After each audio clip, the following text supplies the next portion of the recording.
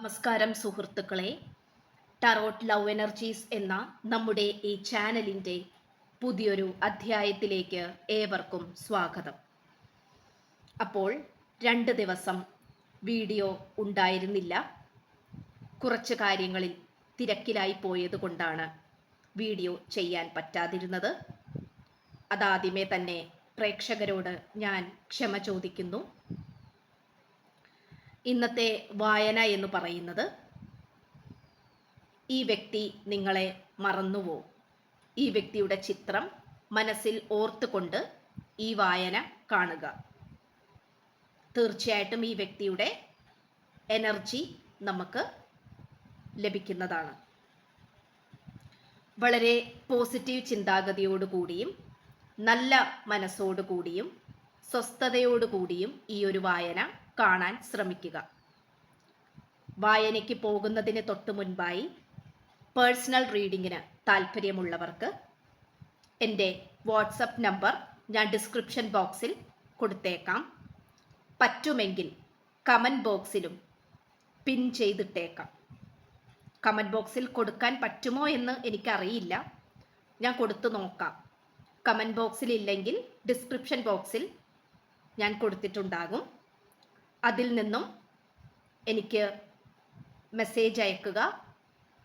പരമാവധി വിളിക്കാതിരിക്കുക. Voice മെസ്സേജോ text മെസ്സേജോ അയക്കുക. ബാക്കി പേഴ്സണൽ റീഡിങ്ങിൻ്റെ വിശദാംശങ്ങൾ ഞാൻ അവിടെ പറയുന്നതായിരിക്കും. എല്ലാ പ്രേക്ഷകർക്കും ഞാൻ പറഞ്ഞ കാര്യങ്ങൾ വ്യക്തമായി എന്ന് വിശ്വസിക്കുന്നു. നമുക്ക് വായനയിലേക്ക് പോകാം. ഈ വ്യക്തി നിങ്ങളെ മറന്നുവോ? ഈ വ്യക്തിയുടെ ചിത്രം മനസ്സിൽ ഓർത്തുകൊണ്ട് ഈ വായന കാണുക.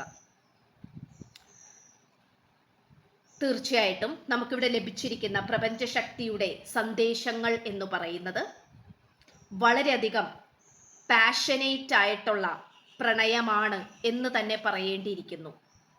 പാഷനേറ്റ് എന്ന് പറയുമ്പോൾ അത് ശാരീരിക ബന്ധം അല്ലെങ്കിൽ കുറച്ചും കൂടെ ആകർഷണീയമായിട്ടുള്ള കാന്തിക ശക്തിയുള്ള തരത്തിലുള്ള ഒരു ബന്ധമായിട്ടാണ് നമുക്ക് കൂടുതലും കാണാൻ സാധിക്കുന്നത്. ഇതിൽ എടുത്തു പറയേണ്ട കാര്യം എന്താണെന്ന് വെച്ചു കഴിഞ്ഞാൽ ഈ വ്യക്തിയുമായിട്ടുള്ള പ്രണയബന്ധം എത്രത്തോളം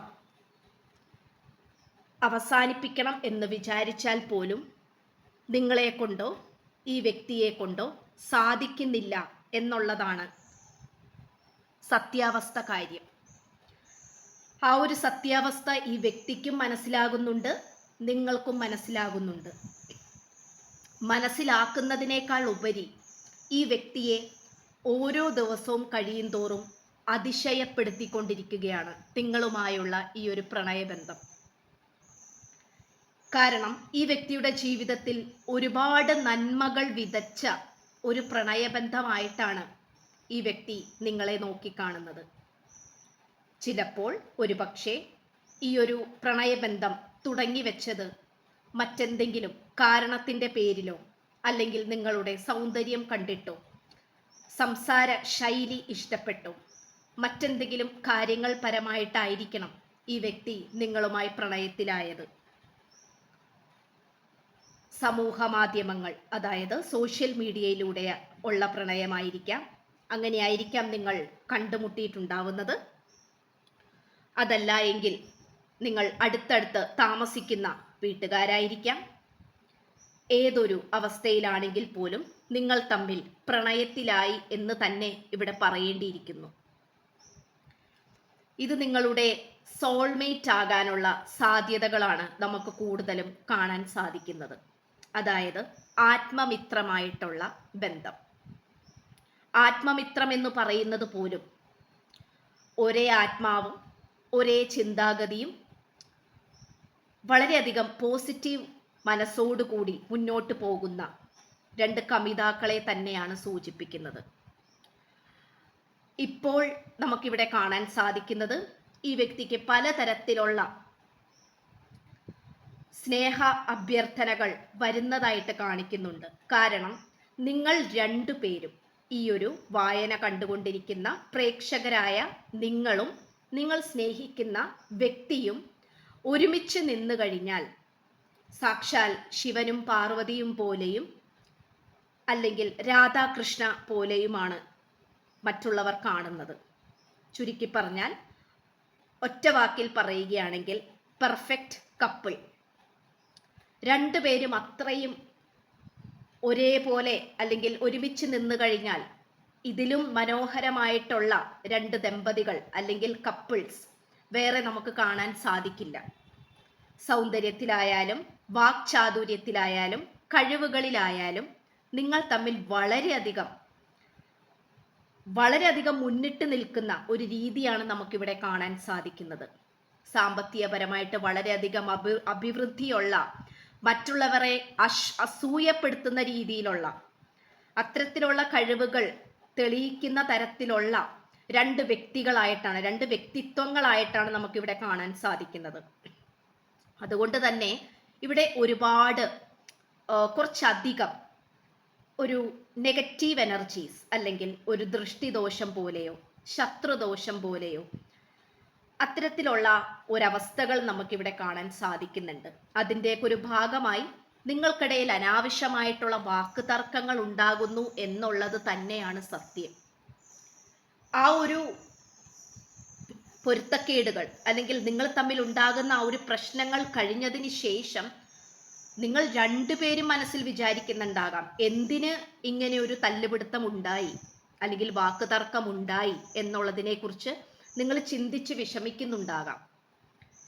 അതുകൊണ്ട് തന്നെ നിങ്ങൾക്കിടയിൽ ചില സമയത്ത് ഈ ഒരു ബന്ധം മുറിഞ്ഞു പോകുന്നതായിട്ട് നമുക്കിവിടെ കാണാൻ സാധിക്കുന്നുണ്ട്. നിങ്ങൾക്കായിക്കോട്ടെ ഈ വ്യക്തിക്കായിക്കോട്ടെ ധാരാളം സ്നേഹാഭ്യർത്ഥനകളും കല്യാണാലോചനകളും ഒക്കെയും വരുന്നുണ്ട്.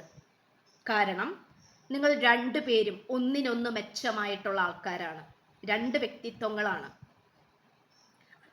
അപ്പോൾ നിങ്ങളെ വേണമെന്ന് മറ്റുള്ളവർ ആഗ്രഹിക്കുന്നുണ്ട്. അവരുടെയും കൂടി ആ ഒരു കണ്ണുകൊണ്ടായിരിക്കണം ഒരു പരിധിവരെ. ഇപ്പോൾ നിങ്ങൾ രണ്ടുപേരും വളരെയധികം ദൂരത്ത് നിൽക്കുകയാണെങ്കിൽ പോലും അടുത്തു വരാനും ഒരുമിച്ച് സംസാരിക്കാനും അതിനെ തടസ്സപ്പെടുത്തുന്ന രീതിയിലാണ് കാര്യങ്ങൾ വന്നുകൊണ്ടിരിക്കുന്നത്. പക്ഷെ എങ്കിൽ പോലും ഈ വ്യക്തി മറന്നുപോയോ എന്നുള്ളതാണ് നമ്മുടെ ഇന്നത്തെ വായനയുടെ തലക്കെട്ട്. തീർച്ചയായും മറന്നിട്ടില്ല. കാരണം ഈ വ്യക്തി നിങ്ങളെ മറക്കണമെങ്കിൽ ഈ വ്യക്തി സ്വയം ഇല്ലാതെ ആകണം. അതാണ് ഏറ്റവും വലിയ പ്രപഞ്ച സത്യം. കാരണം നമുക്ക് ടെമ്പറൻസ് കാർഡും 2 ഓഫ് കപ്സും നൈറ്റ് ഓഫ് വാൺസ് ഒക്കെയാണ് ലഭിച്ചിരിക്കുന്നത്. 4 ഓഫ് വാൺസും ലഭിച്ചിട്ടുണ്ട്. നിങ്ങൾ ചിലപ്പോൾ 1111 എന്നുള്ള ഏഞ്ചൽ നമ്പർ സ്ഥിരമായി കാണുന്നുണ്ടാകാം. അതുപോലെ 444, 555 ഇത്തരത്തിലുള്ള ഏഞ്ചൽ നമ്പറുകളും ഒരുപാട് നിങ്ങൾ കാണുന്നുണ്ടെങ്കിൽ തീർച്ചയായിട്ടും നിങ്ങളുടെ പ്രണയബന്ധത്തിൽ നിങ്ങൾ പോയിക്കൊണ്ടിരിക്കുന്ന ആ ഒരു ദിശ എന്ന് പറയുന്നത് ശരിയാണ്, നിങ്ങൾക്ക് വഴി പിഴച്ചിട്ടില്ല എന്നുള്ളതിനെ സൂചിപ്പിക്കുന്ന സന്ദേശമാണ് ഏഞ്ചൽസ് നിങ്ങളോട് പറയാൻ ആഗ്രഹിക്കുന്നത്. അതുകൊണ്ട് ഈ വ്യക്തി നിങ്ങളെ ഒരിക്കലും മറക്കാൻ ഈ വ്യക്തിക്ക് സാധിക്കില്ല. കാരണം നിങ്ങൾ തമ്മിൽ അത്രത്തോളം ആത്മബന്ധമുള്ള രണ്ട് വ്യക്തിത്വങ്ങളായിട്ടാണ് നമുക്കിവിടെ കാണാൻ സാധിക്കുന്നത്.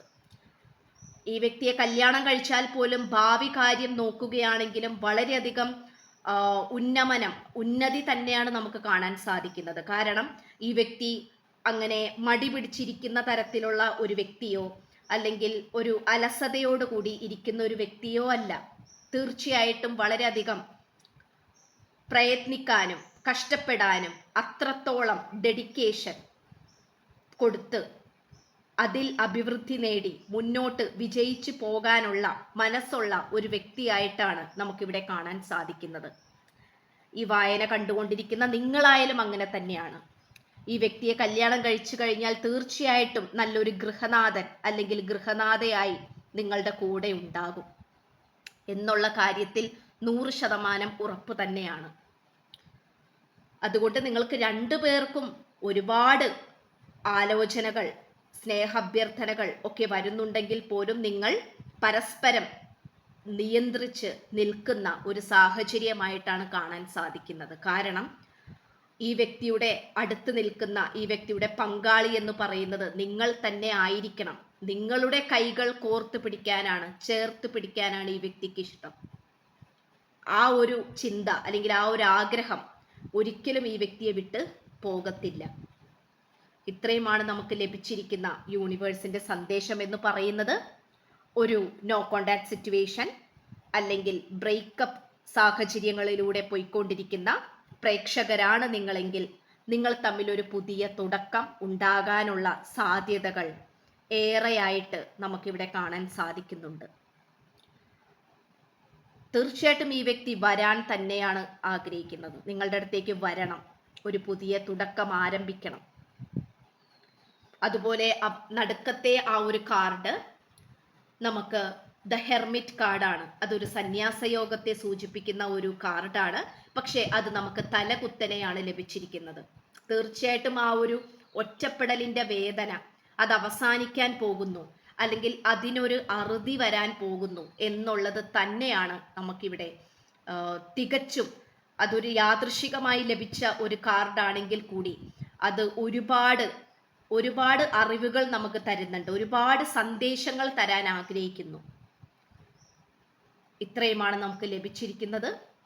അപ്പോൾ പേഴ്സണൽ റീഡിങ്ങിന് താല്പര്യമുള്ളവർക്ക് എൻ്റെ വാട്സപ്പ് നമ്പർ ഞാൻ ഡിസ്ക്രിപ്ഷൻ ബോക്സിൽ കൊടുത്തിട്ടുണ്ട്, കമൻറ്റ് ബോക്സിലും കൊടുത്തേക്കാം.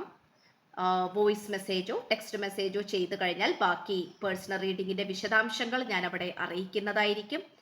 അപ്പോൾ പുതിയൊരു അധ്യായത്തിൽ കാണുന്നത് വരേക്കും എല്ലാ പ്രേക്ഷകർക്കും എൻ്റെ നന്ദി, നമസ്കാരം. God bless you.